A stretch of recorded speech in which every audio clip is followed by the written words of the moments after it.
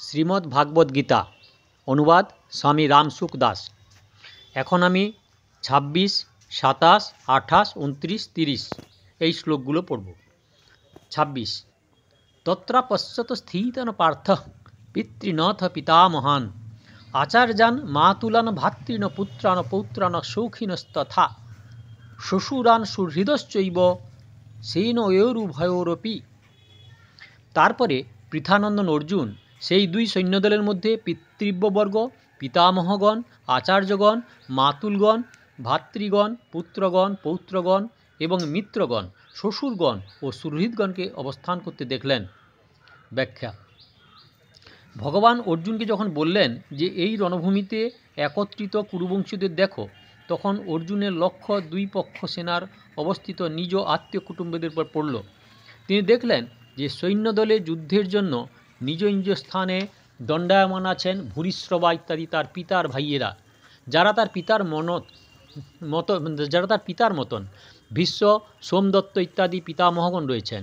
দ্রোণ, কৃপাচার্য ইত্যাদি আচার্যগণ, বিদ্যাদানকারী এবং কুলগুরু আছেন পুরুজিৎ, কুন্তিভোজ, শল্য, শকুনি ইত্যাদি মাতুলগণ, আছেন ভীম, দুর্যোধন ইত্যাদি ভ্রাতাগণ, অভিমন্যু, ঘটোৎকচ, লক্ষণ, দুর্যোধনের পুত্র প্রমুখ পুত্রগণ, লক্ষণ ইত্যাদি পুত্রগণ যারা অর্জুনের পৌত্র তারা আছেন। দুর্যোধনের অশ্বত্থামা ইত্যাদি বন্ধুরা আছেন এবং অর্জুনের বন্ধুরাও আছেন দ্রুপদ, শৈব্য ইত্যাদি শ্বশুরগণ, আছেন নিঃস্বার্থ পরোপকার বন্ধু সাত্যকী, কৃতবর্মা ইত্যাদি। শ্লোক নম্বর ২৭ তান সমীক্ষ স কৌন্তেয় সর্বান বন্ধুনবস্থিতান কৃপয়া পয়ারাবিষ্ট বিষীদন্নিদমব্রবীদ। নিজ নিজ স্থানে অবস্থিত সেই সকল বন্ধু বান্ধবদের দেখে কুন্তিপুত্র অর্জুন অত্যন্ত কাতর ও বিষণ্ণ হয়ে বলতে লাগলেন। ব্যাখ্যা: পূর্ব শ্লোক অনুসারে অর্জুন যাদের দেখেছেন তারা ছাড়াও বাহ্নিক ইত্যাদি প্রপিতামহগণ, ধৃষ্টদ্যুম্ন, শ্রীখণ্ডী, সুরথ ইত্যাদি শাল্যকগণ, জয়দ্রথ ইত্যাদি ভগিনীপতিগণ এবং অন্য অনেক আত্মীয়গণকে উভয় সৈন্যদলে অবস্থিত দেখলেন। স কৌন্তেয় কৃপয়া পরায়াবিষ্ট। এই পদটিতে স কৌন্তেয় বলার অর্থ এই যে কুন্তী মাতা যাঁকে যুদ্ধ করতে উদ্বুদ্ধ করেছিলেন এবং যিনি বীরত্বের প্রভাবে আমার সঙ্গে কারা যুদ্ধ করতে উপস্থিত, এরূপ প্রধান যোদ্ধাদের দেখবার জন্য ভগবান শ্রীকৃষ্ণকে দুপক্ষের সেনার মধ্যে রথ স্থাপন করার আদেশ প্রদান করেন। সেই কুন্তিপুত্র অর্জুন অত্যন্ত কাপুরুষ ভাবাপন্ন হয়ে গেলেন। উভয় পক্ষের সৈন্যদলে জন্ম সম্বন্ধীয় এবং বিদ্যা সম্বন্ধীয় আত্মীয়দের দেখে অর্জুনের মনে এই ভাবনা এলো যে যুদ্ধে এরাই মারা যাক বা অন্য পক্ষের লোক মারা যাক, সবেতে আমাদেরই ক্ষতি, কুলক্ষয় তো আমাদেরই হবে, আমাদের আত্মীয় স্বজন তো মৃত্যুমুখে পতিত হবে। এইরূপ চিন্তা হওয়ায় অর্জুনের মন থেকে যুদ্ধের ইচ্ছা চলে গিয়েছিল এবং কাপুরুষ ভাবের উদয় হয়। এই কাপুরুষ মনোভাবকে ভগবান পরবর্তী শ্লোকে কসমলম এবং হৃদয় দৌর্বল্য বলেছেন এবং অর্জুন কার্পণ্য দোষহত স্বভাব বলে এটি স্বীকার করেছেন।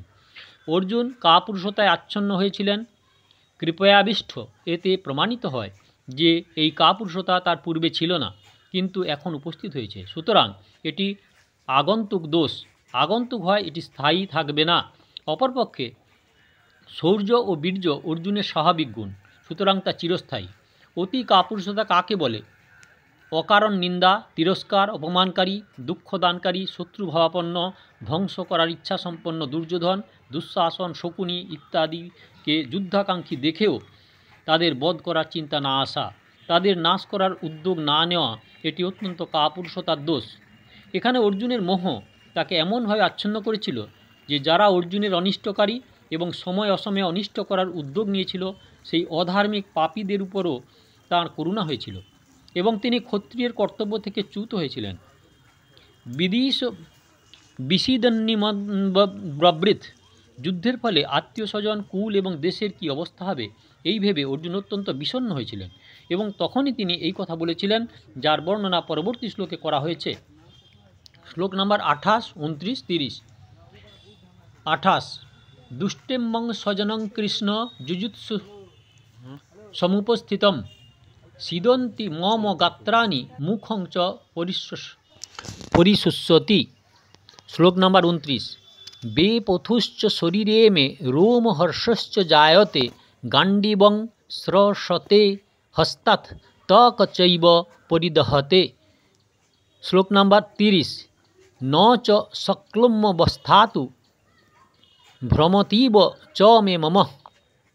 अर्जुन बोलें, हे कृष्ण, युद्धेच्छु এই আত্মীয় স্বজন দিগকে সম্মুখে উপস্থিত দেখে আমার শরীর অবসন্ন হচ্ছে, মুখ শুষ্ক হচ্ছে, শরীরে কম্প দিচ্ছে এবং রোমাঞ্চ হচ্ছে, হাত থেকে গান্ডীব ধনুক স্খলিত হচ্ছে এবং চর্মে জ্বালা বোধ হচ্ছে। আমি যেন কিছুই ঠিক করতে পারছি না, দাঁড়িয়ে থাকতে আমার কষ্ট হচ্ছে। ব্যাখ্যা। অর্জুনের কৃষ্ণ নামটি অত্যন্ত প্রিয় ছিল। গীতায় এই সম্বোধনটি 9 বার উল্লিখিত হয়েছে। ভগবান শ্রীকৃষ্ণকে উল্লেখ করতে অন্য কোনো সম্বোধন এতবার ব্যবহৃত হয়নি। তেমনি ভগবানের পার্থ নামটি অত্যন্ত প্রিয় ছিল, তাই নিজেদের মধ্যে কথোপকথনের সময় শ্রীকৃষ্ণ এবং অর্জুন এই নাম ব্যবহার করতেন এবং এটির লোক প্রসিদ্ধি ছিল।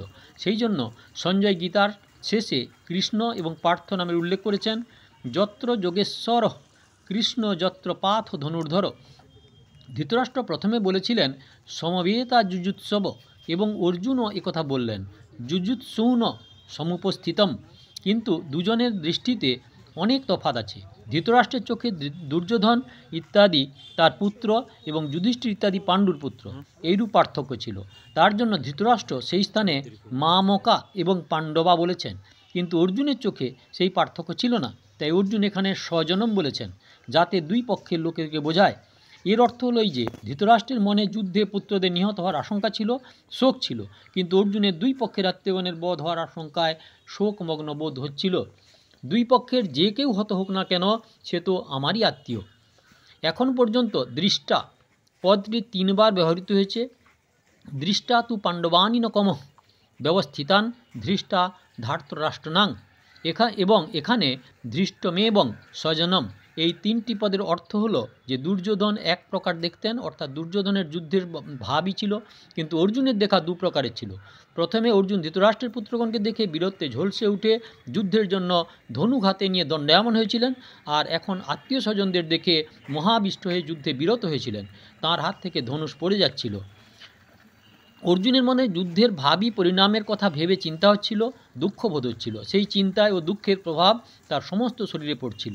সেই প্রভাবের কথা অর্জুন স্পষ্টভাবে জানাচ্ছিলেন যে তার শরীর, হাত, পা, মুখ ইত্যাদি কয়েকটি অঙ্গ শিথিল হয়ে আসছে, মুখ শুষ্ক হচ্ছে, যার জন্য কথা বলতে কষ্ট হচ্ছে, সমস্ত শরীর কম্পমান হয়েছে, সারা শরীর রোমাঞ্চিত হচ্ছে এবং গান্ডীব ধনুকের টঙ্কারে শত্রু ভীত সন্ত্রস্ত হয় সেই গান্ডীব হস্তচ্যুত হয়ে পড়েছে, সমস্ত শরীর এবং ত্বকে জ্বলন অনুভূত হচ্ছে, মন ঘুরছে, অর্থাৎ তার কর্তব্য তা বুঝতে পারছেন না। এই যুদ্ধস্থলে রথের উপর দণ্ডায়মান থাকতেও পারছেন না, তার মনে হচ্ছে তিনি মূর্ছা যাবেন। এই অনর্থকারী যুদ্ধে উপস্থিত থাকাও মনে হচ্ছে পাপ। এ হচ্ছে শ্লোক নাম্বার 27, 26, 27, 28, 29, 30। শ্লোক নাম্বার 31-এর জন্য সাবস্ক্রাইব করুন, শেয়ার করুন, লাইক করুন।